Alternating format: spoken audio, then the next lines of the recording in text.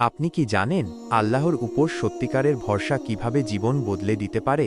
চলুন শুনি এক অনুপ্রেরণামূলক সত্য ঘটনা।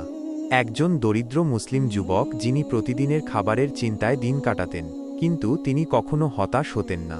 তিনি বিশ্বাস করতেন যে আল্লাহ পাখিকে আকাশে উড়িয়ে দেন, তিনিই আমাকে রিজিক দেবেন। প্রতিদিন তিনি ফজরের নামাজ আদায় করতেন, আল্লাহর কাছে দোয়া করতেন এবং নিজের সাধ্যের মধ্যে চেষ্টা চালিয়ে যেতেন।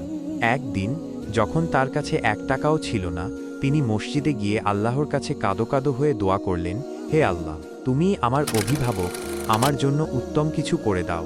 সেই দিন সন্ধ্যায় হঠাৎ এক বৃদ্ধ ব্যক্তি তার কাছে আসেন এবং বলেন, বেটা, আমি অসুস্থ, আমার ছোট দোকানটি চালাতে পারছি না, তুমি কি আমার হয়ে কিছুদিন চালাবে?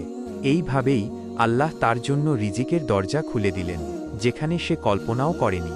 কিছুদিনের মধ্যে সে দোকান ভালোভাবে চালাতে শুরু করে এবং নিজের জীবন গুছিয়ে নেয়।